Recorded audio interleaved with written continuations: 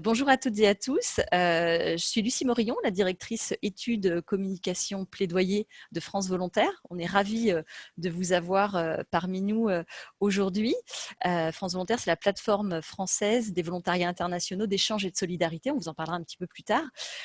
Si vous êtes ici, c'est probablement parce que vous souhaitez vous engager pour quelques semaines, quelques mois, ou sur une durée un peu plus longue, hein, ça dépend effectivement des disponibilités de chacun. Quand vous entendez parler de faire de l'humanitaire, agir en faveur de la solidarité internationale, s'inscrire dans de l'acquisition d'expérience dans le domaine de l'aide au développement, ce sont des choses qui vous parlent. C'est pour ça notamment que vous avez voulu être parmi nous ce soir. Vous voulez aussi vous sentir utile.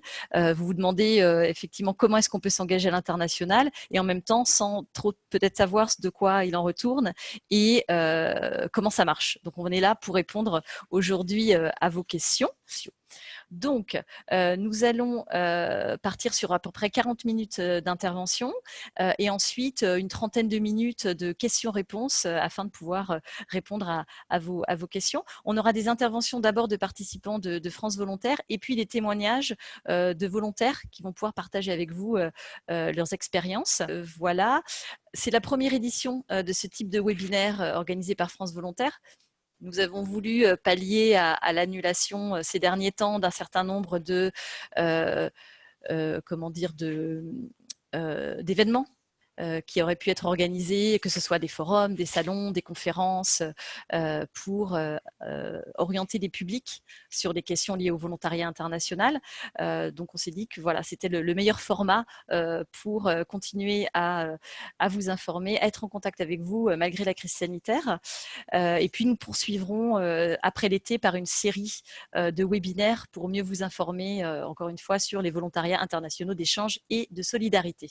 Et puis justement, nous vous demanderons dans un dernier sondage de vous prononcer sur les prochains thèmes, les prochains angles sur lesquels vous souhaitez que nous puissions organiser des temps comme celui-ci. Voilà, pour ceux et celles qui ne l'ont pas encore fait, n'hésitez pas à répondre au premier sondage. Je vais laisser, du coup, Lucie, tu peux commencer à partager ton écran si tu veux. Je vais laisser la parole à Lucie Lombard, qui est chargée de mission territoriale Normandie, Nord et Est pour France Volontaire. Lucie va brièvement présenter France Volontaire, ce qu'est le volontariat, et puis surtout évoquer aussi les bonnes questions à se poser pour construire votre projet d'engagement, éviter notamment un certain nombre d'écueils. Voilà, Lucie, la parole est à toi. Oui, bonjour à tous, je vous remercie. Donc, comme Lucie l'a dit, puisqu'on est plusieurs Lucie chez France Volontaire, n'est-ce pas, je suis chargée de mission Normandie, Hauts-de-France et Grand Est. On est plusieurs à être sur le territoire français, à être répartis comme ceci. Alors, je vous passe la prochaine slide. Donc, qui est France Volontaire? Qui sommes-nous? C'est la plateforme française des volontariats internationaux d'échange et de solidarité. On a été créé en 2009. Nous sommes une association loi 1901. C'est vraiment le fruit d'une co-construction et on est bien évidemment une plateforme au sein de laquelle, on le verra un petit peu plus loin, on regroupe différents membres qui sont issus du milieu associatif, des collectivités territoriales, des autorités publiques. Voilà. Ce qui est important à souligner aussi, on a un opérateur du ministère de l'Europe et des Affaires étrangères. Et on a une mission d'intérêt général qui est le développement et la promotion des engagements volontaires et solidaires à l'international. On est là pour appuyer tout type de parcours, de structures, de personnes, afin de développer au mieux, quantitativement, mais surtout qualitativement, le volontariat. On est présent en France, mais aussi, et vous le verrez plus tard, un peu partout dans le monde. Est-ce qu'on parle de volontaires, de bénévolat ou de clients? Êtes-vous un client? Attention à ça. La logique du partenariat. Est-ce que le partenariat vous semble équilibré? Est-ce que le partenaire à l'international a son mot à dire? Il peut intervenir sur ce que vous faites, etc., dans la construction de la mission. Formation au départ, c'est extrêmement important. Suis-je accompagnée dans la préparation de mon volontariat? Sur tout pan, attention, sur tous les pans de votre préparation, même le vaccin, même le visa, etc., c'est extrêmement important. Est-ce que le prix est accessible? Si 3 semaines à 3 000 €, bon, voilà, il faut se poser vraiment des questions. Et où va l'argent, pardon. Ensuite, les valeurs du projet. Suis-je à l'aise avec la structure d'envoi? Est-ce que je la pressens comme une structure lucrative ou non? Ça, il faut bien vous poser la question. Ai-je accès à d'anciens volontaires? Par exemple, nous, c'est ce qu'on fait. On fait des témoignages, l'intervention des anciens volontaires. Le SCI, membre de Cotravaux, le fait aussi très souvent. Enfin, voilà, ça, c'est très important à prendre en considération. Est-ce qu'il y a un respect des locaux? Quelle image est-ce que je vais renvoyer en réalisant ces activités? Les responsabilités. Est-ce que ma présence se fait au détriment de locaux? Est-ce que je ne suis pas à la place d'un salarié ou autre? Ça, c'est aussi important. L'accompagnement sur place. Ai-je un référent? Est-ce qu'il y a un espace de dialogue libre avec la structure qui m'envoie et la structure qui m'accueille? C'est très important. Et enfin, y a-t-il un suivi? Suis-je accompagnée même au-delà de mon projet, sur la question de mon engagement, sur la question de mon projet d'avenir, etc. Donc, gardez bien ces questions. Elles sont très importantes pour éviter les pièges et les fléaux, le fléau que peut être le volontourisme. Et on remercie le SCI France de nous avoir accompagnés là-dessus. Alors, là, on va passer à Séverine, ma collègue.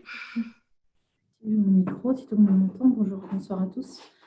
Je voulais effectivement, moi, encore appuyer sur des mots-clés, sur l'esprit du volontariat. En fait, dire que le volontariat, ça ne commence pas juste avec l'affectation à une mission. On est vraiment dans un parcours d'engagement. Nous, c'est vraiment ce qu'on porte à France Volontaire. Et ça commence par l'élaboration des missions en partenariat. Donc, c'est qu'on construit une mission, ça répond à des besoins locaux, ça répond à des enjeux de développement. Donc, c'est un peu différent en fonction des dispositifs. De service civique, par exemple, on a un agrément en tant que structure d'accueil, on a un projet d'accueil avec des structures, avec un référentiel de mission vraiment validé. L'offre, elle est publiée avec l'agence de service civique. C'est des partenariats associatifs avec des structures des agences publiques, des hôpitaux, des maisons de retraite, des établissements scolaires. Donc, vous entrez dans de multiples partenariats avec un écosystème d'acteurs. Et dès la programmation de la mission, en tout cas à France Volontaire, c'est pensé comme ça. Ensuite, l'expérience de volontariat, c'est vraiment donc un parcours d'engagement dès l'avant-mission. Donc, comme disait Lucie, c'est vraiment un accompagnement qu'on offre avant la mission, pendant votre mission et au retour, dès la fin de votre mission jusqu'à la préparation à votre projet d'avenir. Pour ça, on a effectivement pas mal d'acteurs en fonction des dispositifs. Pour le service civique, on parle plus de tutorat ou mentorat. Pour le volontariat Solidarité Internationale, nous, on a nos représentants nationaux par pays, souvent dans les capitales, ou par région sous région, qui programment les missions, vous accueillent, vous préparent. Voilà, il y a des modules de formation obligatoires. Pour le service civique, on parle de formation civique et citoyenne, de PSC1, secouriste. Pour le volontariat de solidarité, il y a vraiment une préparation qui n'est pas une préparation à votre mission, c'est une préparation à vivre l'expérience d'expatriation, l'expérience de solidarité. C'est l'idée aussi du collectif derrière, c'est un autre mot-clé. Il y a vraiment une dimension collective, vous représentez un réseau de militants, de citoyens. Voilà. Et on vous prépare évidemment aussi à votre mission pour le côté professionnel et compétences. Mais voilà, il y a tout ça. Et effectivement, il y a aussi le projet d'avenir et le projet post-volontariat, essayer de valoriser les compétences acquises, même informelles. Voilà, tout ça, on est avec tous les membres. On a beaucoup d'outils. On essaye de travailler à ces chantiers aussi de valorisation. Et après, il y a aussi le réseau et l'essaimage. Donc, le parcours n'est pas terminé aussi à votre retour. Mais l'idée, c'est que vous témoignez, on aura l'occasion d'en reparler. Vous faites partir d'un vivier même d'expériences innovantes dans vos projets et qui on peut essaimer. Donc, c'est tout ça, on vous prépare à bien réfléchir votre mission, à partir, pendant, on vous accompagne et jusqu'à l'après-volontariat. Donc, on a parlé d'étapes de programmation, d'étapes d'accompagnement, et je voulais vous parler d'étapes de mobilisation et d'envoi. On a eu pas mal de questions aussi déjà sur comment on recrute, on sélectionne. Ce n'est pas des mots qu'on emploie, pour quel que soit le volontariat d'ailleurs. Ce n'est pas un stage, ce n'est pas un emploi salarié. On mobilise des volontaires, vous mobilisez, et on envoie et on accueille. Donc, le processus de mobilisation, là, effectivement, il y a le contexte normalisé, on va dire, d'avant-crise, et il y a les points d'actualité un petit peu, peut-être on en reparlera plus tard dans les questions-réponses, mais pour vous dire que là, effectivement, tout est un peu gelé en termes de recrutement et d'envoi. On a suivi strictement les consignes de limitation de propagation du virus et de sécurisation des volontaires où qu'ils soient. Donc, tout est un peu gelé. Au niveau de l'agence du service civique, c'est aussi gelé. Il y a eu des maintiens de missions en France adaptés aux enjeux ou à la riposte de l'épidémie. Voilà. Mais sur l'international, pour l'instant, effectivement, les recrutements sont gelés. On est on se prépare, on est prêt à un scénario favorable, on espère, à l'automne. Donc, on va s'organiser pour avoir une vague de préparation et en espérant le départ quasi immédiat derrière pour l'automne, pour être prêt à avoir une première reprise d'envoi, même réduite, même géographique, très localisée, en fonction du contexte et de l'environnement favorable. Voilà, pas que la reprise des vols, mais vraiment le contexte favorable et sanitaire et individuel pour chaque personne. Mais je serai là pour les questions-réponses pour un petit peu affiner mon propos. Merci Séverine. Séverine, qui est la responsable de l'unité développement des volontariats chez France Volontaires. Alors, je vais redonner la parole à Lucie Lombard. Lucie, peux-tu poursuivre et présenter justement les différents dispositifs d'engagement qui existent aujourd'hui? Ce n'est pas toujours facile de s'y repérer, mais vous devriez y voir plus clair à l'issue de cette présentation. Et puis, des outils existent aussi sur le site de France Volontaire. Lucie, je te laisse la parole. Merci bien. Donc, voilà. N'hésitez pas après à aller sur notre site. Vous trouverez le guide des volontariats internationaux d'échange et de solidarité, où vous aurez tout le récapitulatif de ce qu'on va vous dire tout de suite. Et après, on essaiera au mieux de répondre à vos questions et pourquoi pas aussi creuser pour plus loin sur certains dispositifs à l'avenir si besoin est. Alors, pardon. Donc, vous verrez aussi ce type de schéma qui sera dans le guide, parce qu'à chaque âge, son volontariat, n'est-ce pas? Il y a des limites d'âge pour certains volontariats, et oui, et pas pour d'autres. J'ai vu tout à l'heure une question là-dessus. Tout le monde peut s'engager et à tout âge. Alors, la dynamique des volontariats internationaux d'échange et de solidarité en 2018. Donc, le nombre monde de VIES, de volontariats internationaux, pardon, était de 8807. Alors, pour le volontariat de solidarité internationale, on va revenir dessus. Il y en avait 1955 répartis un peu partout dans le monde. C'est quelque chose qu'on pourra vous partager. Sachez aussi que les flux ne sont pas que descendants nord-sud.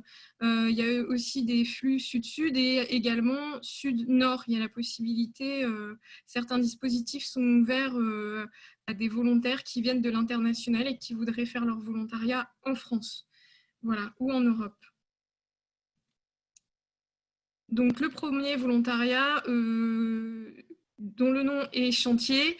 Alors, c'est un chantier de solidarité internationale. Alors, c'est vrai que quand on parle de chantier, on pense souvent à de la construction et la photo indique ceci aussi. Mais ce n'est pas forcément que de la construction de classes ou de tranchées comme on peut le voir ici. Un chantier, ça peut être aussi des échanges interculturels. On va monter un groupe de théâtre avec des jeunes Sénégalais. On va aller au Cap-Vert pour faire un travail autour du hip-hop. Voilà, c'est en fait surtout l'échange interculturel entre des groupes de jeunes qui est prôné. Donc, l'importance du chantier, c'est que c'est un volontariat, une mission en groupe sur un temps court de 2 à 3 semaines. Il n'y a pas besoin d'avoir de compétences spécifiques puisque tout le monde peut y avoir accès. Voilà, comme je le disais tout à l'heure, c'est des rénovations, animations, travail auprès des enfants, appui sur des projets de développement durable, culturel, c'est très vaste. Soit vous intégrez à un groupe ou soit vous pouvez aussi monter votre propre chantier. Il y a pléthore de financements autour de ceci. On ira sur la slide suivante sur un des financements possibles. Là, vous voyez, il y a différentes structures qui font du chantier, Co-Travaux, DEFAP, Fondation, la DCC, Scout et Guide de France, les éclaireurs et éclaireuses de France. Enfin, vous avez toute la liste est dans le guide que vous pouvez trouver sur notre site. Et alors, il y a aussi du volontariat senior. J'aime pas le terme, mais volontariat pour ceux qui sont un peu plus avancés dans la vie, ABCD, Agir à l'international, et aussi le GREF, qui sont vraiment des groupes très bien structurés, qui ont des très bons partenariats à l'international et qui sont très structurés là-dessus. N'hésitez pas à prendre contact avec eux. Alors, bien évidemment, il y a possibilité de contribuer financièrement à certains frais et même une cotisation peut vous être demandée puisque vous adhérez quand même à une association. Ceci dit, on ne vous demandera certainement pas 3 000 € pour 2 semaines au Sénégal. Donc, voilà, faites encore attention à ce coût qui peut vous être demandé. Alors, tout à l'heure, je parlais de certains financements qui peuvent être sollicités pour mettre en place un chantier. Donc, il y a ce programme JSI VVVSI, donc Jeunesse Solidarité Internationale et Ville, Vie, Vacances, Solidarité Internationale. C'est 2 dispositifs qui sont portés par le ministère de l'Europe et des Affaires étrangères qui financent en partie le projet. Alors, il faut avoir moins de 25 ans. Et c'est finançable pour des groupes de 4 à 16 jeunes. Il y a quand même une importance qui est portée sur la composition du groupe et comment le groupe s'est investi dans ce projet et comment il a pu investir la relation interculturelle avec les jeunes qui vont les accueillir à l'international. Il y a vraiment la notion de rencontre dans le chantier et c'est très important. Et c'est vraiment une rencontre qui se porte sur la citoyenneté et faire comprendre qu'on est citoyen monde en fait. Donc voilà. Je lis en même temps, pardon, parce que à lui, alors c'est minimum 15 jours, dont 10 jours sont consacrés à l'action de solidarité, parce que bien évidemment, vous avez le droit, lors de chantier, d'aller visiter le pays, de découvrir sa culture, etc. etc. Vous n'êtes pas obligé de rester tous les jours sur le chantier, ça fait partie de la découverte. Hop. Ensuite, le service civique à l'international, c'est plus un dispositif individuel. Donc, c'est un dispositif qui est porté par l'Agence du service civique, qui est ouvert à tout jeune, puisque les missions de service civique ont pour principe de ne pas solliciter quelques compétences que ce soit. Donc, vous pouvez avoir un bac plus 12 ou pas de bac du tout. Vous pouvez faire un service civique et la langue ne doit pas être un frein. C'est important à le savoir. Si vous êtes sur une mission d'intérêt général auprès d'une association ou d'un organisme public, c'est entre 6 mois et 12 mois à l'international. Vous avez un accompagnement avant, pendant et après votre mission. Ce que je parlais tout à l'heure, le projet d'avenir en fait partie. Et surtout, vous avez une indemnité mensuelle et une couverture sociale et santé. Ça, c'est important aussi. Donc, pour trouver les missions de service civique, il y a plusieurs entrées. Vous pouvez aller voir les missions qui sont sur l'agence du service civique. Et après aussi, localement, il y a différents acteurs qui en portent et vous pouvez vous adresser à ces acteurs qui sont multiples. Des structures de la solidarité internationale, les missions locales, des plateformes régionales, voilà. Après, n'hésitez pas à revenir vers nous et on pourrait vous orienter là-dessus. Ce que je disais tout à l'heure, il y a aussi possibilité de faire une mission en France pour les jeunes internationaux. Donc, puisque les pays accueillant des volontaires français peuvent envoyer aussi des volontaires en France sous le statut de service civique. Donc voilà, il faut que la structure française soit agréée et que la mission soit bien pensée en réciprocité, c'est-à-dire que la structure puisse accueillir un volontaire international qui aura aussi une indemnité et une couverture pour venir faire sa mission d'engagement citoyen en France. Voilà, on reste à votre disposition pour plus d'informations là-dessus. Parallèlement, vous avez aussi le Corps européen de solidarité, dont la durée est de 6 à 12 mois. Pareil, on est aussi sur une mission d'intérêt général et qui que ce soit peut postuler, c'est pas le bon terme, mais peut aller vers un corps européen de solidarité et profiter d'une mission en Europe ou voire même hors Europe. C'est porté par l'agence Erasmus+ Jeunesse. Pareillement, vous avez un accompagnement avant, pendant et après la mission. Alors là, on est sur une autre dynamique que le service civique, mais après, ça revient approximativement au même. Vous n'avez pas d'indemnité, mais le transport international, le logement, les repas, l'argent de poche sont pris en charge. Et vous avez aussi une couverture sociale et de santé. En termes de mission, d'exemple de mission, ça peut être aller travailler auprès d'une crèche à Balıkesir en Turquie ou aller appuyer le développement écologique en Grèce à Xylo-Castro ou sinon aller dans un oasis en Tunisie aussi.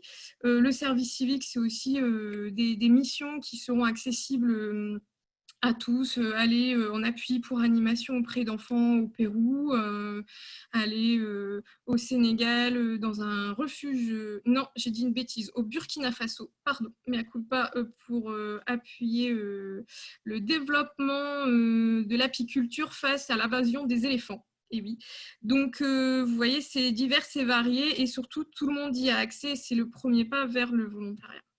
Ensuite, il y a le volontariat de solidarité internationale.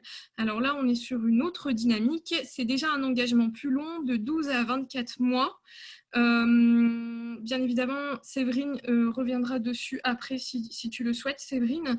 On peut s'engager un peu plus dans une vie que 12 ou 24 mois. Je crois que c'est jusque 6 ans, n'est-ce pas? C'est ça, dans une vie, c'est 6 ans. Voilà. Et vous pouvez très bien faire 1 an au Cambodge et 2 ans au Sénégal. Vous pouvez varier au niveau du parcours et même vous stopper entre deux. En revanche, là, il y aura des compétences exigées. Ça va être par exemple une collectivité territoriale française qui va vouloir envoyer un VSI pour animer et coordonner, appuyer sa coopération décentralisée à l'international. Ça peut être quelqu'un qui est en appui sur l'information autour de la drépanocytose, c'est une maladie au Burkina, quelqu'un qui va intervenir, un maraîcher spécialisé qui va intervenir auprès de vergers du Mékong. C'est divers et varié, mais il y a des compétences avérées et qui sont demandées. Mais on privilégie toujours la dimension solidarité internationale qui est importante. Il y a une formation au départ qui est obligatoire. Vous avez une indemnité mensuelle et une couverture sociale et médicale.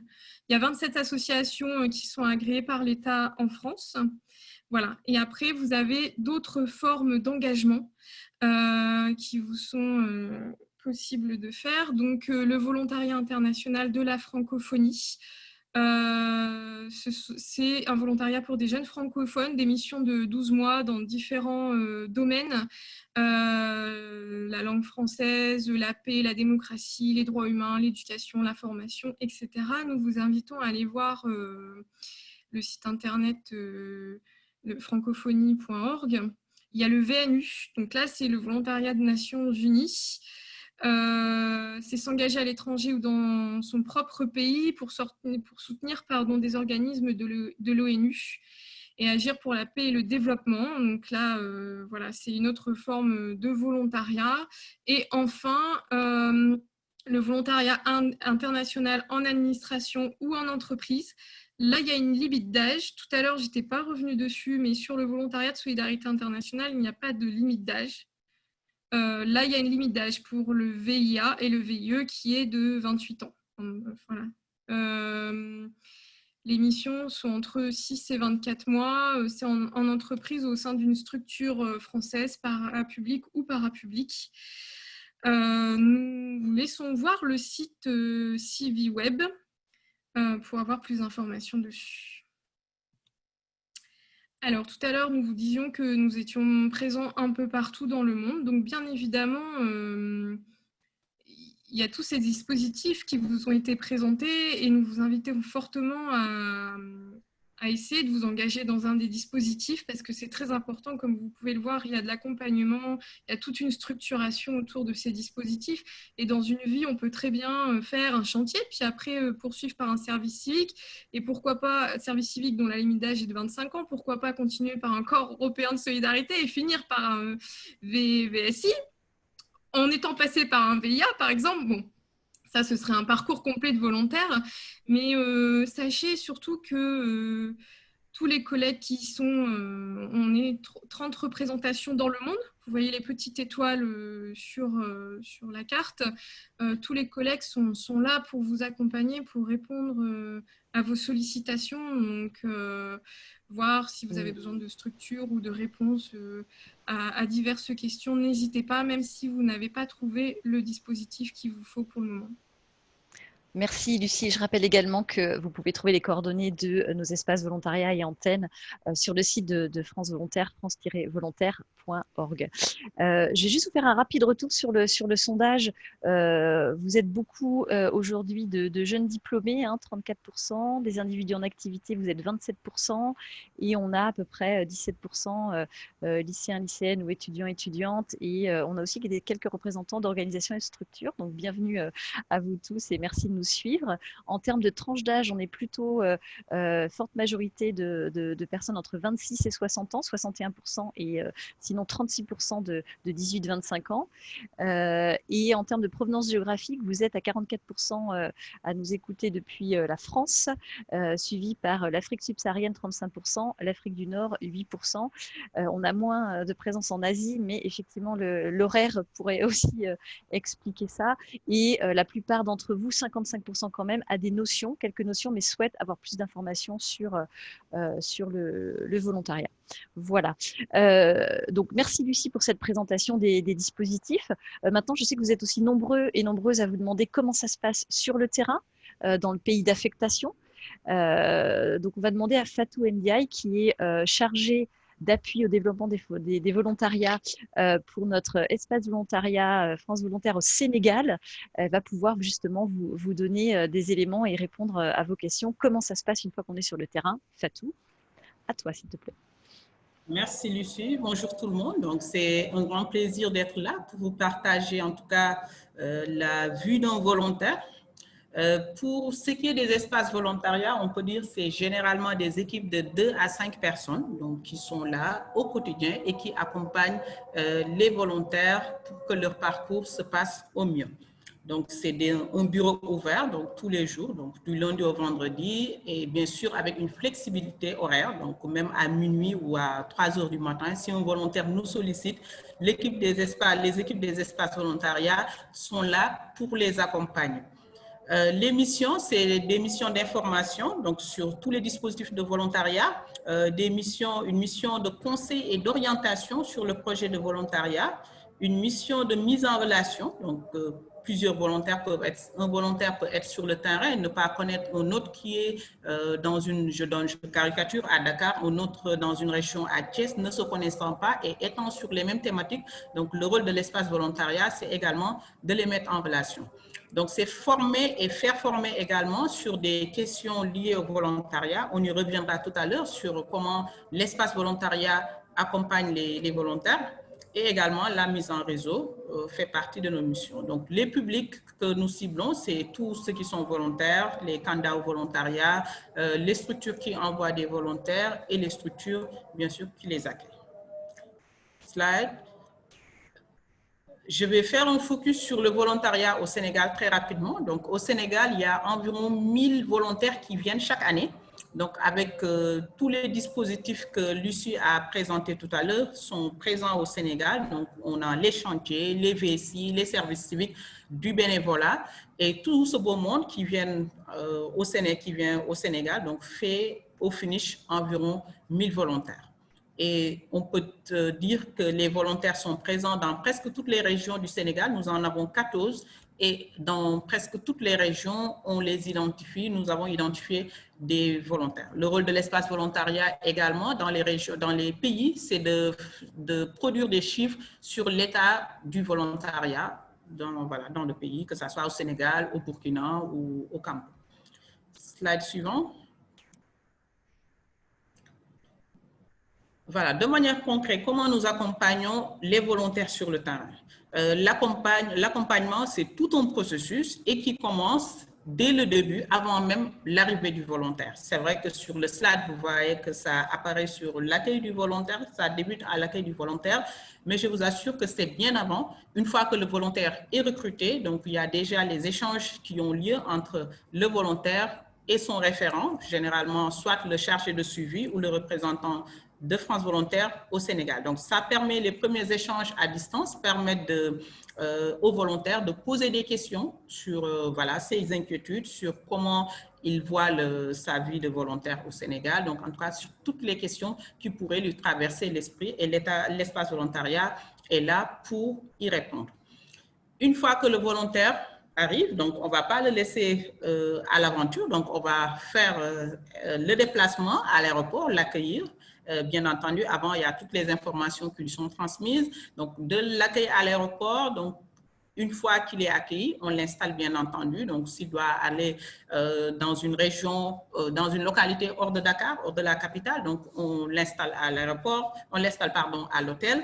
Le lendemain, généralement, il vient au niveau des espaces volontariats. Donc, il y a déjà un planning qui lui est envoyé toujours en amont pour son planning d'intégration.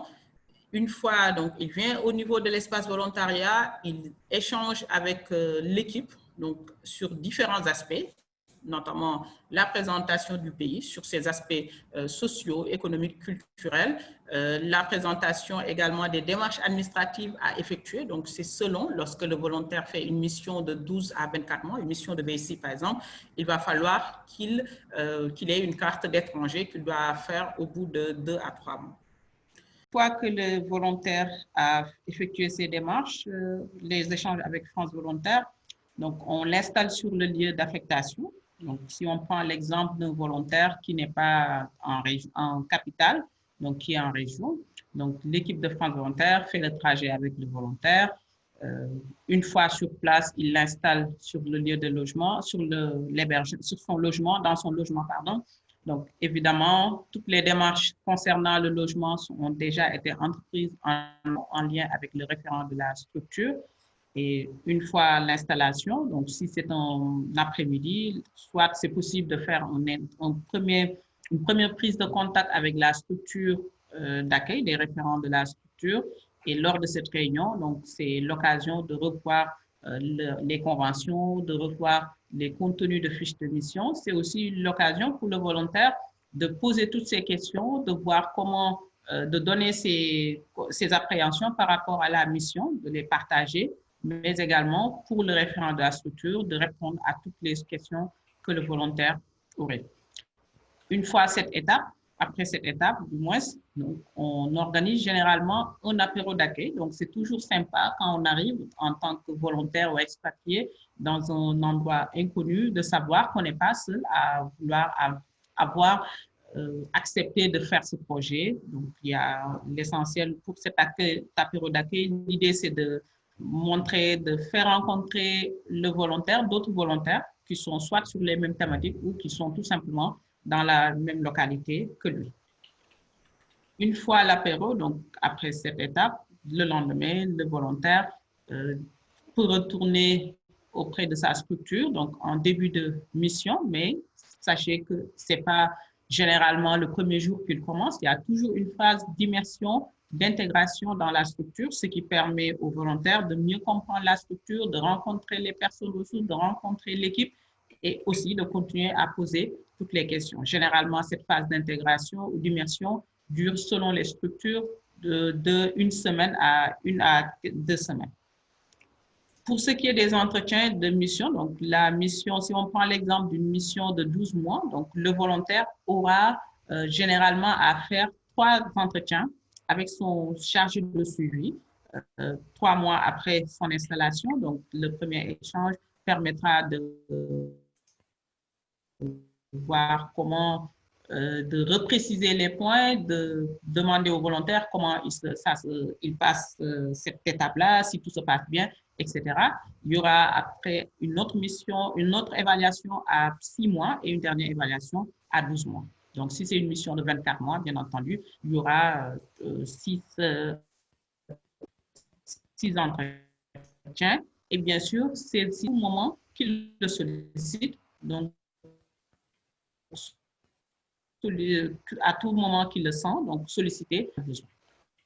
Et à la fin de l'entretien, à la fin de la mission, bien sûr, le dernier entretien permet également de revenir sur le projet retour du volontaire. Qu'est-ce qu'il a envie de faire? Est-ce qu'il va continuer ses études? Est-ce qu'il va rechercher un emploi, etc. Donc, c'est l'occasion de faire le point avec le volontaire sur son projet retour. Ensuite, ce qui concerne comment l'espace volontariat accompagne au quotidien les volontaires. Comment l'espace volontariat est aux côtés des volontaires. Donc, nos interventions sont, disons, on peut dire multiples. Elles se font sous différents axes. Ça peut être sur des formations, ça peut être sur des ateliers d'échange, sur des ateliers découvertes, des échanges entre volontaires et également l'animation du réseau et enfin une diffusion d'une lettre d'info. Donc, je vais revenir sur chaque type d'activité. Donc, les formations, c'est généralement des formations soit sur l'interculturalité, soit des formations en langue wolof. Donc, pour le cas de l'espace volontariat du Sénégal, chaque année, il y a au moins 3 à 4 sessions de langue qui sont organisées et qui permettent aux volontaires de mieux comprendre la langue, mais également de mieux comprendre la culture sénégalaise, donc avec un prof, un intervenant qui échange avec eux pour une session de 32 heures généralement. Et des formations sur l'interculturalité. Donc, depuis l'année dernière, on a mis en place pour le cas de levée du Sénégal, donc une formation intitulée « Comprendre pour mieux agir » qui permet aux volontaires, avec l'intervention d'un anthropologue, de mieux comprendre le Sénégal dans ses différentes dimensions culturelles, sociales, économiques, politiques. Et ça permet, c'est très enrichissant cette formation-là, puisque ça permet de comprendre beaucoup de choses sur le plan culturel. Ensuite, concernant les ateliers d'échange, donc c'est des temps d'échange entre volontaires ou structures et qui permettent aux volontaires d'échanger sur des thématiques liées à leur mission. Je peux donner un exemple. Un volontaire peut être sur une thématique de l'éducation, ne pas forcément comprendre certaines pratiques, par exemple comme les sanctions à l'école. Donc, l'espace volontariat, à l'initiative après échange avec certains volontaires, peut avoir cette initiative d'organiser cet atelier d'échange-là et avec bien sûr un professionnel qui expliquera mieux les volontaires, les sanctions, comment ça doit se passer, etc. Ensuite, des activités découvertes, ça peut être tout simplement des activités qui permettent aux volontaires de mieux connaître le pays, donc dans ses dimensions culturelles, historiques, etc. Je donne un exemple. Récemment, donc lors de la formation Comprendre pour mieux agir, on avait organisé une activité découverte qui permettait aux volontaires d'aller dans une famille, de préparer ensemble le tchéboudion, donc qui est un plat national, avec la famille, mais aussi pour échanger avec cette famille sur l'organisation sociale, l'organisation familiale, l'éducation des enfants. Donc, c'est juste un prétexte, l'activité de cuisine, mais ce qui est recherché, c'est que les volontaires soient en immersion dans une famille. Des échanges informels entre volontaires, donc ça, on peut dire que c'est, on peut le trouver tout au long de nos activités, que ce soit lors des formations, lors des activités découvertes ou d'échanges, d'ateliers d'échange. Donc, les échanges entre volontaires, c'est intéressant. C'est toujours la mise en relation, dans la mission de mise en relation.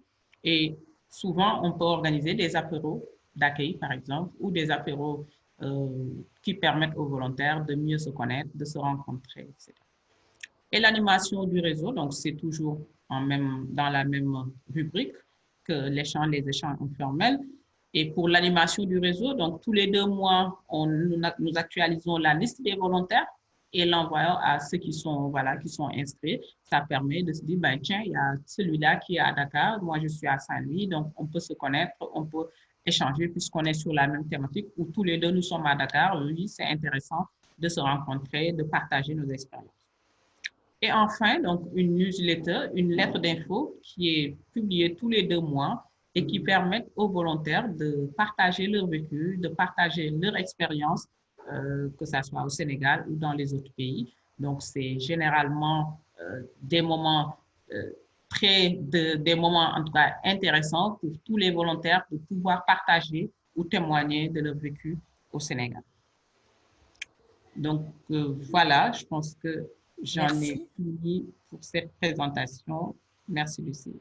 Merci beaucoup Fatou pour cette présentation très complète. Je pense que ça a permis de répondre à un certain nombre de questions des participants et des personnes qui nous contactent avec des volontés d'en savoir un petit peu plus sur la manière dont ça se passe sur le terrain. Et puis on aura l'occasion, j'espère, dans notre prochaine série de webinaires, de donner la parole à d'autres espaces volontariats. Mais en tout cas, ce que fait France Volontaire au Sénégal est vraiment, on le sait, apprécié. Voilà, je vais maintenant donner la parole à plusieurs volontaires. Je pense que c'est important pour vous toutes et tous que vous puissiez entendre des personnes qui sont passées par cette expérience de volontariat, anciens volontaires ou volontaires actuellement en mission. Et puis, on vous enverra, vous aviez juste avant toute une liste de liens pour aller plus loin. Donc, on vous enverra en suivi de ce webinaire des ressources utiles à consulter, que ce soit le site de France Volontaire ou un certain nombre d'autres sites de membres de France Volontaire. Hein. N'hésitez pas à aller voir ce que les membres de notre plateforme proposent et puis un certain nombre d'autres ressources pour les autres types de volontariat qui ont été évoqués tout à l'heure par ma collègue. On va commencer par Noémie, qui est une ancienne volontaire, partie il y a déjà quelques années avec le SCD, Association Membre de France Volontaire, et qui a su construire un véritable parcours d'engagement. Donc voilà, on va écouter ce que Noémie a à nous dire. Merci beaucoup.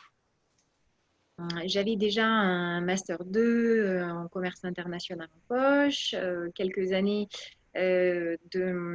d'expérience professionnelle dans les entreprises internationales et en fait j'avais besoin à ce moment-là d'un projet professionnel qui correspondait plus à mes valeurs, qui avait des aboutissements plus sociaux, plus solidaires. Et donc, c'est comme ça que je me suis lancée en partant en VSI. Donc, comme le disait Lucie, avec l'organisme qui s'appelle le Service de coopération au développement, le SCD, qui est basé à Lyon. Mes missions, en fait, je suis partie 2 fois en VSI. Une première fois aux Philippines pour un petit peu plus d'1 an au sein d'une fondation qui travaille sur la protection de l'enfance et l'accès à l'éducation. Donc pour cette mission-là, finalement, mon rôle, c'était de faire le lien avec les bailleurs de fonds, avec les donateurs privés.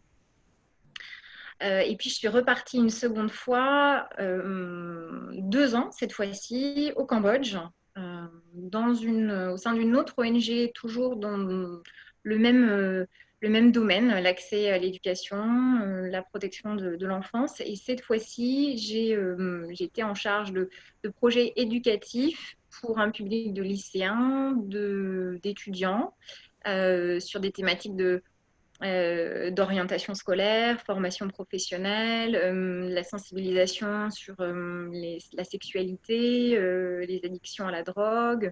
Voilà, c'est très, très complet. Pour ces 2 missions, j'étais toujours en binôme avec des salariés locaux. Où j'entendais tout à l'heure, vous disiez, c'est très important aussi de toujours garder ce lien. Donc ça, c'était vraiment des expériences très, très enrichissantes. Professionnellement, déjà, c'est certain. J'ai utilisé toutes les compétences que j'avais déjà avant et qui sont finalement transversales, de la gestion de projet, de la communication, des langues. Et personnellement, je pense que ce qu'on dit souvent au SCD, c'est que le volontariat, c'est une expérience de vie et un engagement citoyen, en fait. Et ça, c'est certain que j'ai aussi développé énormément de compétences. J'entendais aussi compétences interculturelles, compétences interpersonnelles qui me servent aujourd'hui toujours dans ma vie professionnelle comme dans ma vie personnelle.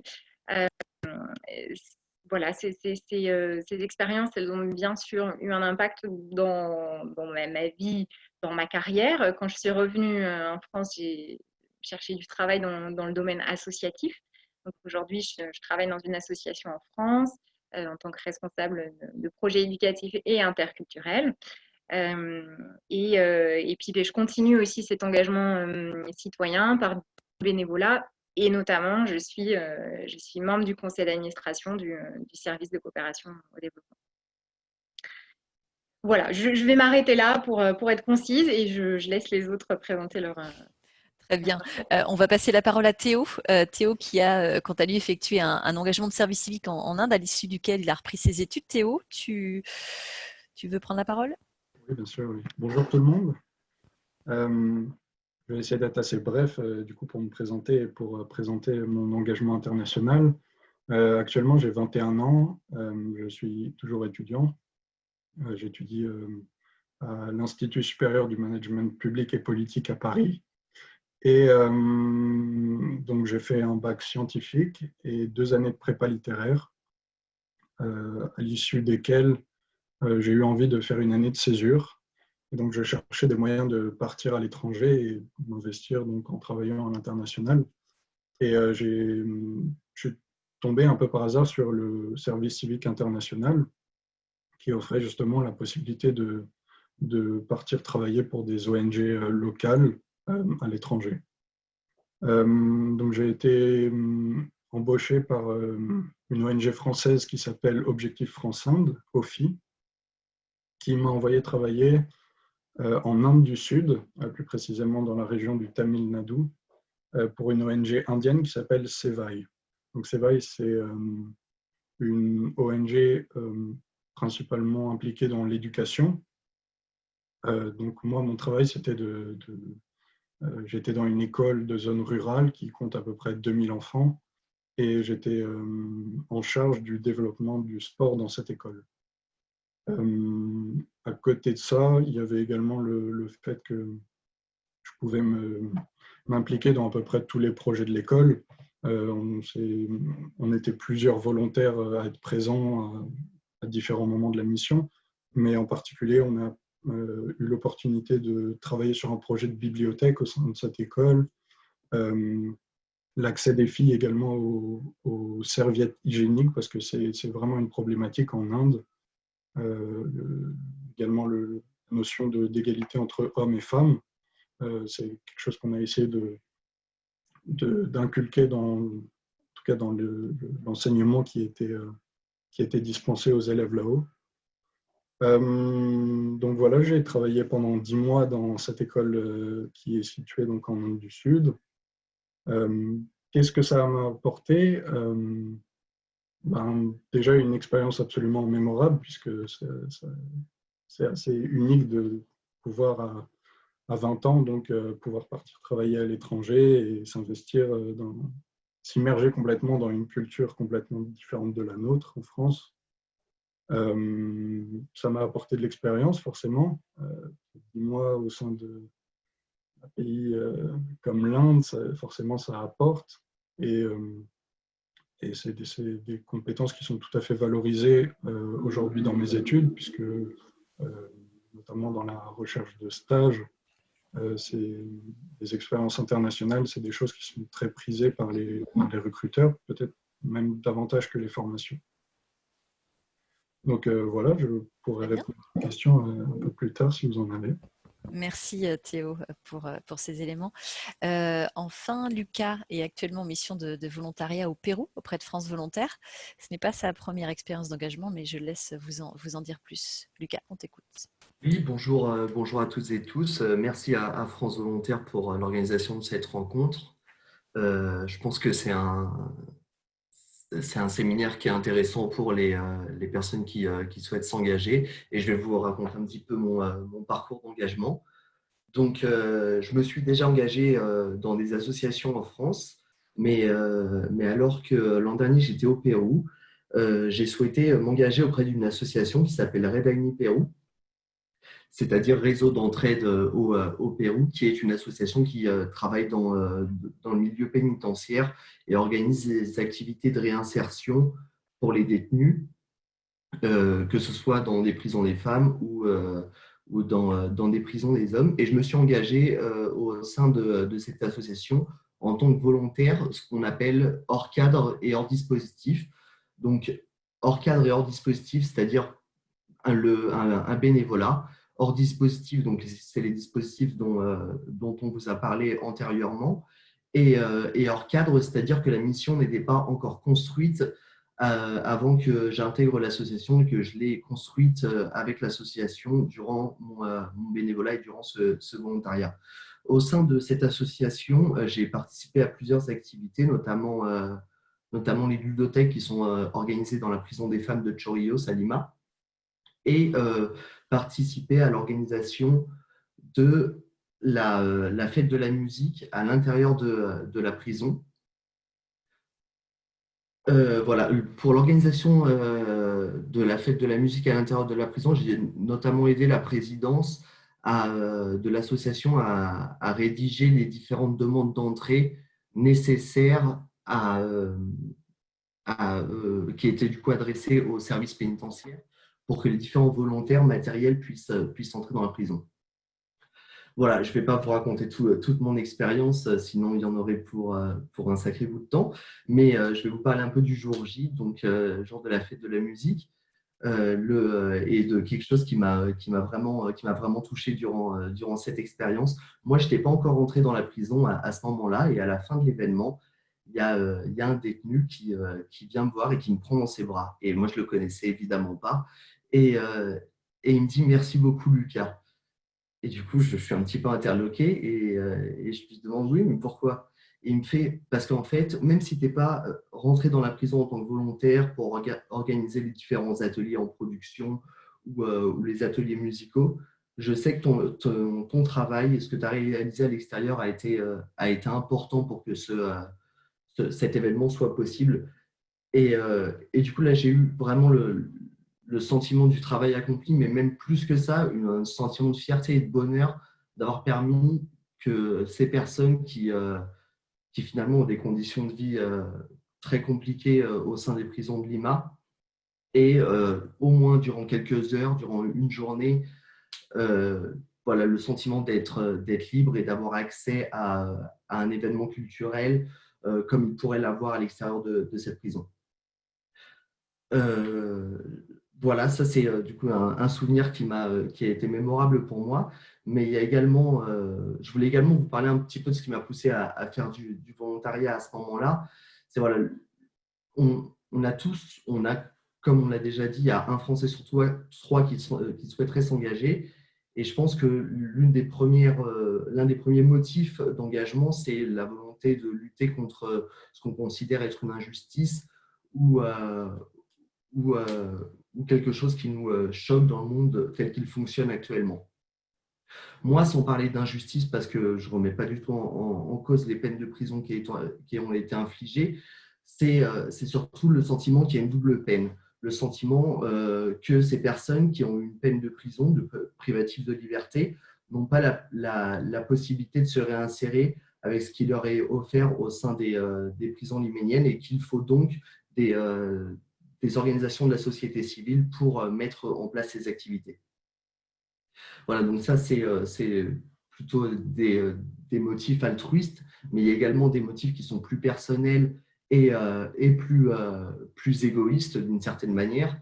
C'est l'envie de se connaître soi-même, c'est l'envie de connaître une autre culture, de savoir comment on peut s'adapter dans un pays étranger, de savoir comment on va pouvoir travailler avec des personnes qui professionnellement n'ont pas la même manière de fonctionner que nous. Et ça, je pense que pour l'ensemble des volontaires qui partent à l'international, c'est un grand défi, c'est-à-dire le caractère interculturel du volontariat international. c'est la capacité à s'adapter. Voilà une petite anecdote, mais notamment, il n'est pas facile de s'adapter à l'heure péruvienne. Donc voilà, c'est quelque chose auquel il faut s'y mettre, mais il ne faut pas trop s'y mettre parce que finalement, il y a une personne qui va arriver et qui va être à l'heure et c'est nous qui aurons qui auront agi de la mauvaise manière. Donc, il ne faut pas non plus trop s'y mettre, mais c'est une anecdote sur l'interculturalité. Et voilà. Et donc, comme le disait Lucie, je suis actuellement volontaire de Solidarité Internationale. Après cette expérience en 2019 au sein de Red Aigné Pérou, j'ai vu une annonce passer pour un volontariat de Solidarité Internationale auprès du Bureau de France Volontaire au Pérou. Du coup, les espaces volontariat dont vous a parlé Fatou, c'est mon lieu de travail.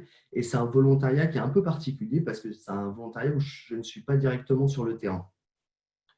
Et en fait, c'est à la fois d'une certaine manière dur à vivre parce qu'on n'agit pas directement sur une cause, mais à la fois gratifiant parce qu'on voit énormément de missions différentes et qu'on met en valeur. Moi, mon poste au sein de l'espace volontariat, c'est du coup un volontariat chargé de la communication et d'appuyer les équipes sur les différentes missions qui sont celles des espaces volontariat. Et en fait, je suis arrivé en décembre 2019 dans cette mission et j'ai eu la possibilité en quelques mois de voir beaucoup de missions réalisées au Pérou dans différents domaines. Et ça a été très intéressant pour moi de les mettre en valeur, de les valoriser, que ce soit auprès de partenaires ici au Pérou ou sur nos réseaux sociaux, etc. Et évidemment, d'appuyer aussi dans un second temps l'ensemble de l'équipe de France Volontaire au Pérou, Gaïa, la représentante nationale, et Isel, qui est chargée d'appuyer au développement des volontariats sur la création de missions, sur l'envoi de volontaires de réciprocité en France, etc., etc. Et je pense que pour ce volontariat, mes expériences professionnelles antérieures, que ce soit dans le milieu associatif en France, et ma connaissance toute limitée qu'elle soit avant mon entrée à ce poste comme volontaire au Pérou m'ont permis de devenir volontaire de Solidarité Internationale au sein de l'espace volontariat du Pérou. Merci beaucoup. Merci beaucoup Lucas. Je vous signale juste que je vais bientôt clore le sondage sur vos envies d'engagement. Hein. Vous êtes plus de 80% à avoir répondu, mais je vous laisse encore 2-3 minutes. On va commencer avec les premières questions. Il y a beaucoup de questions. Je remercie aussi au passage Hugo et Florence du service communication de France Volontaire qui vous répondent au fur et à mesure. Voilà, donc vous pouvez, on les remercie pour ça. Peut-être parmi les questions qui se recoupent, en tout cas de plusieurs d'entre vous. Je vais demander à Séverine de revenir vers nous avec plus d'éléments sur peut-être des exemples de missions. On a plusieurs personnes qui nous demandent si il y a des missions dans leur champ d'intervention, par exemple une thérapeute, une éducatrice spécialisée, des gens qui veulent s'engager dans une mission en lien avec FLE. Voilà, donc peut-être un premier temps là-dessus, puis après on passera sur la question des compétences, qualifications. On a beaucoup de questions sur ce sujet-là. On tendra à activer le micro.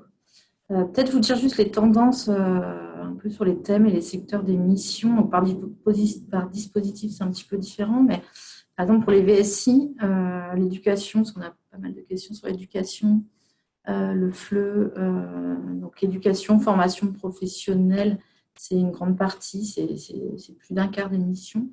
Le renforcement sur les systèmes de santé, voilà, la lutte contre les pandémies, tout ce qui est lié à la santé, c'est 10-15% aussi. On a beaucoup sur l'éducation, le climat, le développement durable, c'est aussi une thématique, les thématiques majeures. La paix, la justice, le développement des institutions, la stabilité, tout ça c'est aussi un secteur avec beaucoup de missions, la culture, le patrimoine, voilà, le social, l'enfance, la jeunesse. En gros, il y a une mission pour tout le monde. Mais il y a des thématiques prioritaires. Je le disais, on travaille en partenariat dans la construction de missions. Donc, ça répond à des besoins. Donc, ça, c'est vraiment d'une année sur l'autre, on peut avoir des missions innovantes ou des missions qui répondent à des enjeux actuels. Et puis, des missions récurrentes voilà, dans des thématiques de développement ODD. Des exemples de missions, j'en ai quelques-unes. On va partir au Congo. On a des projets forestiers en coopération avec les concessions forestières locales. Donc, c'est vraiment des travaux de recherche et d'amélioration de la dynamique forestière, de la gestion forestière sur place. C'est en lien avec le CIRAD. Au Tchad, on est sur le renforcement de capacité des structures locales en communautaire pour l'offre périscolaire, notamment avec l'UNICEF. C'est pour vous dire aussi un peu la disparité. On a vraiment des partenariats avec des petites structures associatives locales. On a aussi des partenariats avec des organismes et des agences internationales. On a des missions qui sont en lien avec les politiques publiques, donc il va y avoir des acteurs nationaux, gouvernementaux. Voilà, c'est un peu toute cette disparité-là. Au Pérou, moi, j'avais pris l'exemple d'un chargé de développement de la filière laitière durable. On a en Albanie une mission sur la résilience de la jeunesse des Balkans post-conflit. On a à Madagascar, en lien avec le développement du tourisme dans une région, à valoriser, avec tout ça avec les acteurs locaux et les coopérations décentralisées du Finistère. Voilà, ça c'était pour les VSI et une multitude de domaines. Merci Séverine. Je ne vais pas tarder à mettre fin au sondage, au deuxième sondage, mais c'est assez intéressant de voir effectivement dans vos motivations, vos envies, que les domaines en tout cas qui vous intéressent, on a 49% des participants qui s'intéressent à l'environnement, 51% à l'éducation, 40% droits humains, santé 21%, agriculture 22%. Donc effectivement les intérêts sont divers et variés. Peut-être une question, effectivement, on a beaucoup de questions qui nous viennent et qui nous ont été envoyées en avance et qui nous arrivent aussi sur les modalités de sélection des candidatures, quelles compétences, quelles qualifications requises pour être sélectionné pour une mission. Qu'est-ce qu'on peut en dire justement, Séverine? Alors, c'était sur les modalités aussi de mobilisation, c'est ça? Alors, également, en fonction des organismes, la mobilisation peut être au fil de l'eau tout au long de l'année ou par vague de recrutement, à raison de deux sessions ou 4, 5, 6 sessions comme à France Volontaire. Mais ça peut être au fil de l'eau, donc il faut vraiment regarder régulièrement les sites, soit de l'Agence des services civiques qui publie au fil de l'eau pour les engagements de services civiques, et puis notre site qui relaie aussi et puis sur les réseaux sociaux, les vagues d'envoi et les missions proposées par nos membres. Donc, en gros, un peu tout le temps et parfois par vague d'envoi. C'est lié à un stage, en fait, vous avez compris. On prépare à un futur départ derrière qui est quasi immédiat. Voilà. Donc, en gros, en fonction des diversités, vous avez tout le temps des missions proposées.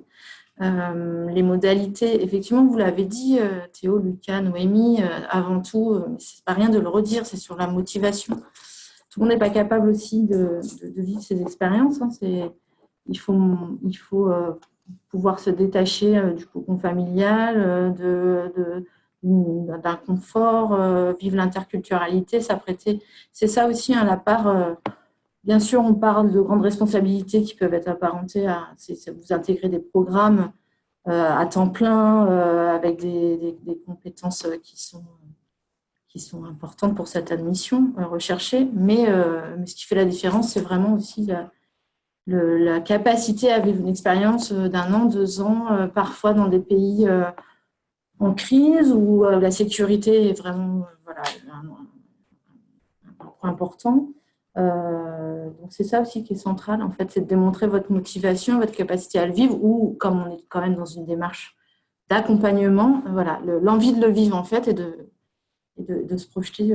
Voilà, c'est pas qu'un travail à l'étranger, c'est pas ça. Et puis, je voulais aussi dire parce qu'on parle beaucoup du VSI et du volontariat pour les jeunes, mais aussi les parcours ne sont pas linéaires aujourd'hui. Donc, ça peut être aussi une année de césure. Je sais qu'on a des questions sur des jeunes professionnels ou moins jeunes. Donc, pour ça, il y a aussi des dispositifs, mais le VSI peut être voilà, il y a d'autres dispositifs qui font qu'on peut prendre une année de césure ou une année sabbatique ou prendre ses dispositions pour partir. C'est de plus en plus reconnu aussi comme un marqueur de remobilisation, de changement de voie dans une vie. Donc, en ça, c'est pas que pour les jeunes. Voilà. Et après, il y a des études, mais on pourra vous renvoyer à des études, notamment on a porté avec d'autres à France Volontaire après un projet qui s'appelait Ambassadeur d'engagement citoyen international en 2016. Voilà, on a des marqueurs comme ça. C'est un défi encore pour les recruteurs en fonction du secteur de reconnaître. Parce que c'est le volontariat, c'est aussi à vous de porter ça et on vous accompagne. C'est pour ça que c'est important le parcours du volontaire. On vous accompagne dans la valorisation de ce que vous avez appris pour le porter auprès des recruteurs. Je suis déjà dans l'après. Tout à fait, pardon. Effectivement, il y a plusieurs questions qui se croisent également sur la question de la reconnaissance, l'acquisition effectivement d'expérience. Comment est-ce que ça peut être reconnu ? On rentre de volontariat, on a fait un VSI, un service civique. Comment est-ce que on peut faire en sorte que ce soit reconnu et que ça nous aide dans la suite de notre carrière ?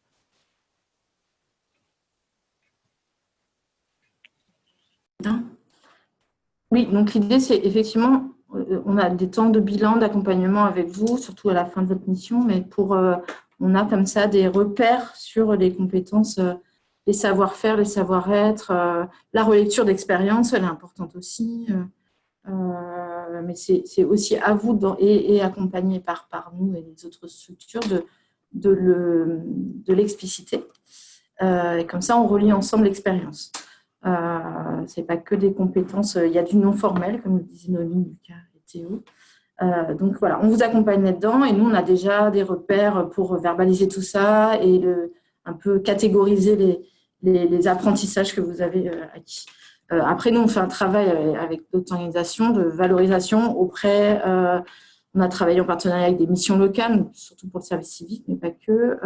On travaille avec d'autres organisations à porter ces valorisations de compétences auprès des recruteurs, auprès du monde de l'entreprise. C'est encore un défi, mais de plus en plus, les ponts se rapprochent.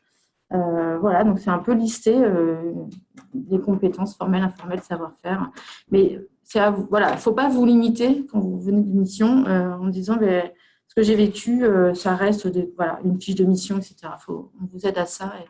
Et la gestion du stress, des conditions de vie qui peuvent être vraiment difficiles ou dans l'interculturalité, tout ce qu'on a dit déjà. Mais voilà, on vous aide. Il y a on a des outils où on catégorise tout ça. Merci. Et après, pardon, vas-y.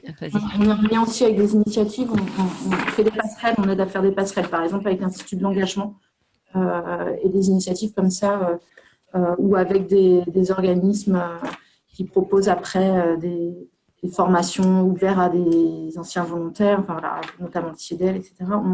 Mais l'Institut de l'engagement, par exemple, on fait vraiment la promotion de ça et dans les lauréats, vous regardez un peu, mais dans les lauréats, il y a une part importante d'anciens volontaires. Voilà, donc on s'efforce à ça et c'est à vous aussi de le porter, on vous accompagne là-dedans et c'est de plus en plus reconnu. Très bien. Donc beaucoup de questions. On nous signale que l'horaire ne favorise pas la participation des pays d'Asie, hein, tout à fait. C'est pour ça qu'on va faire d'autres webinaires. C'est une première série et puis on variera l'heure, le thème, etc. On va vous reposer une autre question, un autre sondage sur ce sujet-là pour nous aider à préparer la suite. J'ai plusieurs questions peut-être pour terminer un peu là-dessus sur combien de temps il faut pour avoir une réponse quand on a soumis une demande, quand on a soumis une candidature candidature pour devenir volontaire? Est-ce que la langue, est-ce qu'il faut maîtriser la langue quand on va dans un pays pour une réunion, pour une mission de volontariat? Est-ce qu'il faut être disponible pendant toute la mission ou est-ce qu'on peut mener à côté des études? Voilà, peut-être commencer par ces questions-là. Je me tourne à nouveau vers Séverine et puis ensuite peut-être on reviendra avec Fatou, Lucie aussi sur les questions de réciprocité et puis un certain nombre d'intervenants qui nous demandent comment s'engager aussi dans leur pays respectif quand ils ne sont pas forcément français ou basés en France.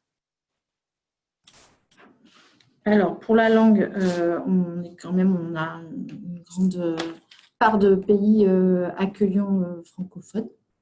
Donc déjà, ce n'est pas limitant.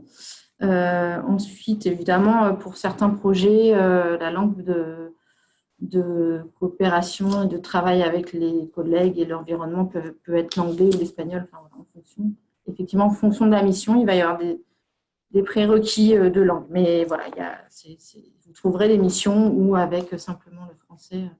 L'idée, c'est, comme disait notre collègue Fatou, il y a aussi l'idée d'apprendre l'expérience aussi de s'ouvrir aux langues locales et aux pratiques qui est l'environnement sur place. Mais voilà, des missions, notamment en Afrique francophone. Après, effectivement, la mobilisation de volontaires se fait en fonction des besoins de la mission. On flèche les volontaires dans l'exigence de la langue quand c'est vraiment un essentiel. Les études, en tout cas, est-ce qu'on peut être volontaire en étant étudiant? Oui, suivant le dispositif, il faut quand même regarder parce que certains dispositifs, c'est du temps plein avec une grande exigence donc, de présence. Donc, mais on peut être étudiant, oui. Mais voilà. Après, est-ce que c'est un projet qui peut être maintenu avec un engagement à temps plein à l'étranger? Voilà, mais maintenant, le statut d'étudiant, on peut être étudiant à distance, etc. Mais voilà, il y a certains dispositifs qui seraient plutôt à conseiller plutôt que d'autres en fonction du temps à y consacrer. Après, il y avait une question sur le processus, la durée, à partir du moment où on répond à une offre, pour ne pas dire postuler. Là encore, je pense que ça dépend des organismes, suivant s'ils fonctionnent sur un schéma de vagues d'envoi, quelques vagues d'envoi et de mobilisation de préparation dans l'année, ou si c'est au fil de l'eau. Et ça dépend des dispositifs. Voilà, mais généralement, c'est dans les 2 mois, 3 mois. Parfois, c'est plus long quand il n'y a que 2 sessions d'envoi. Tout le parcours avant, c'est 6 mois, mais dans la réponse, on est quand même sur du 1 mois, je pense, à partir du moment où on répond à une offre de mission. Pour vous dire vraiment aussi, je ne l'ai pas forcément dit, ce n'est pas évident, toutes les offres de mission sont publiées quand on parle en tout cas des dispositifs encadrés. Donc, généralement, par exemple, l'agence du service civique, sur leur site, il y aura toutes les informations, mais même dans les offres de mission, généralement, il y a quand est-ce qu'on attend le volontaire, et voilà, tout est précisé, mais ça dépend, il y a vraiment au fil de l'eau. Et voilà. Nous, par exemple, pour les VSI, et 1 mois pour la sélection, la mobilisation. Après, généralement, dans le mois, il y a un stage et vous partez dans le mois. Voilà. C'est pour ça qu'on parlait d'un parcours ici. Mais les renseignements sont vraiment sur les sites dédiés en fonction, et dans les annonces, encore une fois. Très bien. Je vais du coup laisser souffler un peu Séverine et me tourner vers Lucie Lombard et peut-être Fatou pour répondre aux questions justement de plusieurs participants. J'ai vu le Ghana, j'ai vu, je crois, le Bénin. On avait aussi des questions du Cameroun, etc. Donc des participants aussi qui essaient de savoir s'ils peuvent parfois s'engager dans leur pays, et puis d'autres qui veulent en savoir un petit peu plus sur comment s'engager du coup en service civique via la démarche réciprocité. Est-ce que l'une ou l'autre, vous voulez rebondir? Oui, je peux. Fatou, vas-y. Oui, je peux répondre à ces questions. Donc, pour ceux qui veulent s'engager pour la réciprocité, donc comme ça a été présenté tout à l'heure par Lucie, donc il s'agit d'une mission de service civique pour une durée de 6 à 12 mois. Généralement, il y a un partenaire au nord, en France, et un partenaire sénégalais et au milieu, le volontaire. Donc, la mission, elle est définie avant et une fois que le volontaire est sélectionné, donc selon les processus mis en place par les partenaires ou par les espaces volontariat, le volontaire part en mission. L'espace volontariat l'accompagne d'abord sur les démarches administratives et après, il part en mission pour une durée de 6-12 mois. Donc, c'est vrai que pour les appels à candidature, c'est selon les pays. Pour le cas du Sénégal, en tout cas, les portes d'entrée pour les appels à candidature se font via les structures sénégalaises qui envoient les volontaires. Donc, je vais donner l'exemple d'un projet qui est peut-être qui mobilise le plus de volontaires, le projet Wétier, donc coordonné par une association qui s'appelle Couleurs du Monde, où des associations sénégalaises font partie de ce projet.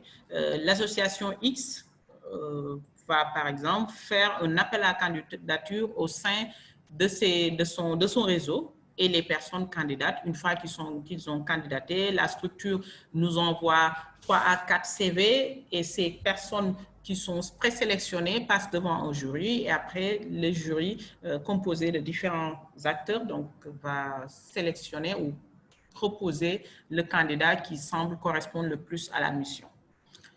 Donc ça, c'est pour le cas du Sénégal. Après, il y a d'autres pays qui font peut-être d'autres pratiques similaires, mais pour vous dire, effectivement, c'est bien possible de faire une mission de réciprocité en France.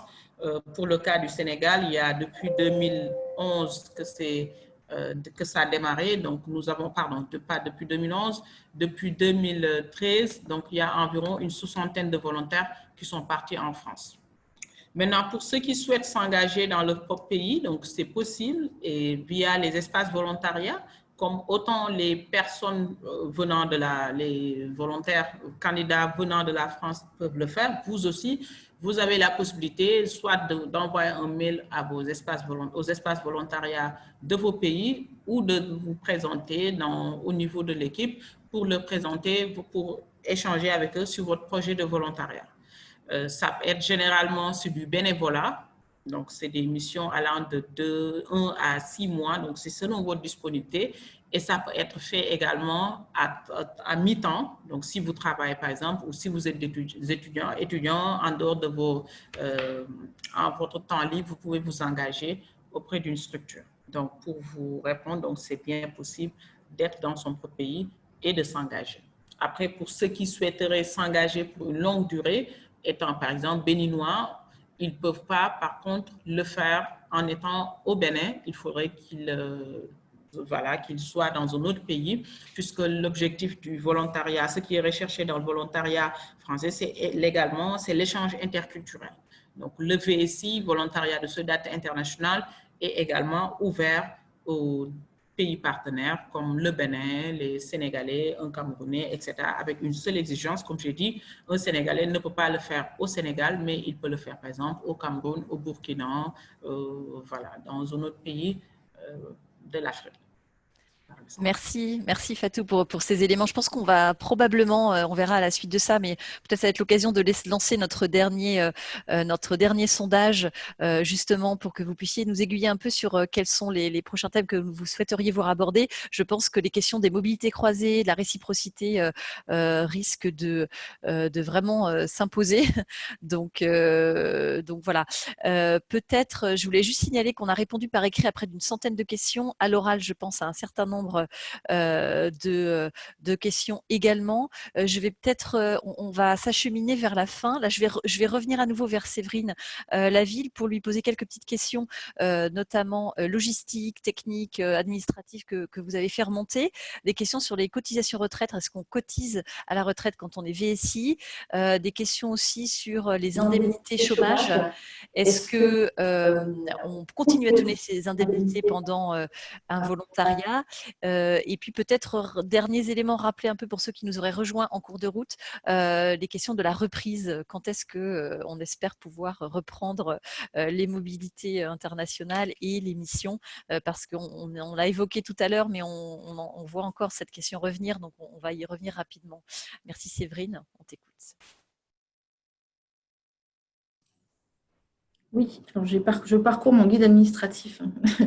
Mais effectivement, on cotise, je parle du VSI, hein, mais en fait, vous êtes affilié à la CFE, Caisse des Français à l'étranger, pour votre protection sociale, quand vous êtes volontaire VSI. Donc, l'équivalent, pour faire simple, du régime de sécurité sociale. Plus on affilie chaque volontaire à une adhésion, on va dire, d'assurance privée, mutuelle complémentaire. Et là, il y a le régime cotisation vieillesse. En gros, vous avez une couverture complète. Pour le chômage, c'est un peu plus complexe en fonction des situations. En fait, les indemnités ne sont pas reconnues comme des revenus. Pour ça, elles ne sont pas imposables, hein, d'ailleurs, sauf les indemnités mensuelles, en tout cas. Les indemnités de réinstallation le sont. Donc, comme c'est pas des revenus, en fait, ça dépend de votre situation d'avant départ. Si vous avez eu suffisamment d'ouverture de droit. Notamment quand vous avez motif de démission légitime ou césure de votre emploi. Sinon, au retour immédiat, il faut quand même, on conseille quand même de s'enregistrer, de se rapprocher de Pôle emploi pour qu'il y ait une décision de rejet, sauf encore cas particulier de votre situation d'avant. Mais la situation de rejet elle est importante pour des démarches administratives, notamment pour le revenu de solidarité active et les protections minimum d'immédiat. Protection immédiate au retour. Voilà. Mais il faut étudier chaque parcours individuel auprès de Pôle emploi. Ils connaissent bien maintenant ce dispositif, donc normalement, voilà, on vous fournit toutes les attestations nécessaires au retour. Voilà. Quant au... Qu'est-ce qu'il y avait comme question? Et donc, ma collègue me dit aussi sur le service civique, c'est la même chose. On est en cotisation retraite. Ok, merci beaucoup Séverine. On va peut-être passer sur la dernière slide si Lucie Lombard peut nous passer sur la dernière slide de remerciements. Je vais peut-être demander pour clore à nos volontaires s'ils veulent juste commenter, avoir un dernier mot pour les participants. Je vous invite à aller sur le site de France Volontaire. On va vous envoyer aussi les ressources. On nous a demandé notamment le slide avec les ressources pour aller plus loin. Donc, on vous fera un petit mail de suivi avec ces éléments-là. N'hésitez pas à vous rapprocher de nos espaces volontariat dans les pays, sur le terrain. Ce sont des ressources fantastiques pour vous aiguiller dans votre recherche d'engagement, la construction de votre projet. Vous pourrez trouver leurs coordonnées sur notre site internet. Voilà. Et puis, je voudrais remercier donc tous les intervenants, vous les participants. On se retrouvera pour d'autres séries de webinaires. Je vois que vous avez bien voté. Merci. N'hésitez pas à continuer. On a plein de thèmes là qui ressortent, que ce soit par zone géographique, par focus sur un dispositif d'engagement ou d'approche thématique. Du coup, Noémie, peut-être un petit mot? Oui, je pense qu'il y a beaucoup effectivement de questions. Enfin, merci de nous avoir donné l'occasion de parler de notre expérience. Chaque expérience est différente finalement. Je crois que ce qui est important, c'est vraiment de se poser la question de ses propres motivations. Pourquoi est-ce qu'on veut partir, mettre des mots là-dessus, bien se préparer avant aussi pour pouvoir profiter au mieux de l'expérience et en retirer plein de choses, plein de bonnes choses pour soi aussi. Donc voilà, je peux que vous encourager à réfléchir, construire vraiment votre projet avant de partir. Merci beaucoup. Je vais passer la parole à Théo et puis peut-être juste avant, rappeler à ceux qui n'ont pas forcément vu leurs questions, trouver de réponse aujourd'hui ou qui voudraient préciser un certain nombre de choses, envoyez-nous un petit mail à contact@francevolontaire.org et on se fera un plaisir de vous répondre. Théo et puis peut-être après Lucas dans la foulée. Oui, merci beaucoup à vous pour cette invitation à témoigner. J'espère que ça a pu aiguiller certains d'entre vous à vous engager. En tout cas, pour ce qui me concerne, le service civique, je serais ravi de pouvoir répondre à des questions supplémentaires si notamment elles sont transmises à Hugo ou à vous-même. Donc voilà, merci beaucoup.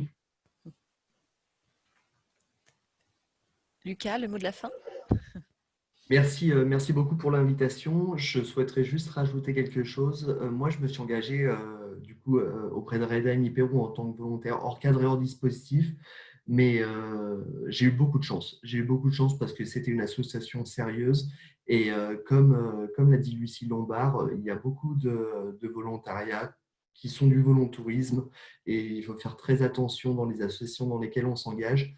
Donc, pour plus de sécurité, il faut, comme l'a dit Lucie, s'adresser aux espaces volontariat qui sauront vous conseiller et vous orienter vers des associations fiables avec des missions d'intérêt et intéressantes également pour vous. Voilà, merci pour tout et à bientôt au Pérou.